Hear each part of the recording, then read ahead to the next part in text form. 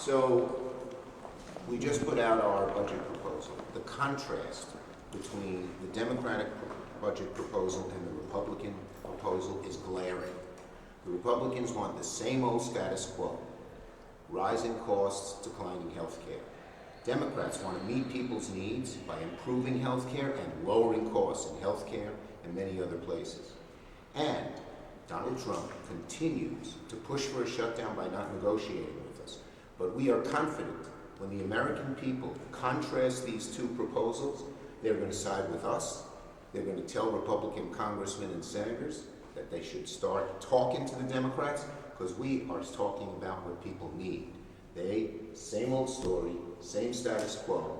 People are not happy. Something like 38% of Americans think America is on the right track. This budget doesn't put them on the right track. Their budget doesn't put them on the right track. Ours does.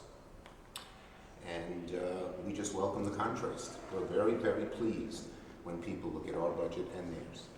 Okay.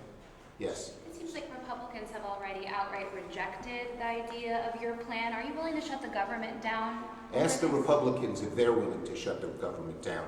That's where they're headed. Senator, the amount of money for member security is much higher on your bill than it is for Republicans' bill. Why isn't that different? The Senate believes we have to make our senators, Democrat, Republican, everybody secure, and we put up a strong proposal to do that. We'll see what the House does. Senator, how much of the Medicaid funding would your bill restore? Our bill would restore all of the Medicaid funding. That's what the American people want. We'll sit down and negotiate. If they will sit down and negotiate. We don't have a red line, but we know we have to help the American people. We know that our bill does. We know the American people will reject the status quo embodied in the Republican bill. If they just give you a commitment to work on some of these issues, like an extension of subsidies, would that be enough for you all to vote for? Well, look, we have 2 weeks. CR? They should sit down and talk to us, and we maybe can get a good proposal. Let's see. But when they don't talk to us, there's no hope of getting a good proposal. And that makes no sense. And again, when Donald Trump says, don't negotiate with Democrats, because he doesn't know what the Senate is like, or he doesn't know how to count. Because without Democrats, they're going to end up shutting down the government. Last one. How much does a permanent extension of Obamacare subsidies cost? Isn't this hundreds of billions of dollars? Look, it's a very important thing for people. And if you don't extend the Obamacare tax credits, people's premiums are going to go up $400 or $500 a month, and they're going to start learning about that when they get the notices in October. Since you left Buffalo Night, did you leave Buffalo Night? Yes. And you get the last question. Thank you so much. I was at Buffalo Night and presented the Charging Buffalo Award, and we led the chant of "Squish the Fish."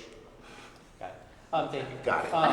So, Is that enough? no. So Leader Thune has been very public about inviting you to his office, saying to give you a call. You can give him a call. Give me a Have you break. done that? For 2 months, Leader Jeffries and I have asked them to come negotiate. He is the leader. He has not asked us to negotiate at all. And why? We didn't know. Why wouldn't they sit down? And then it became clear, because Donald Trump told them not to.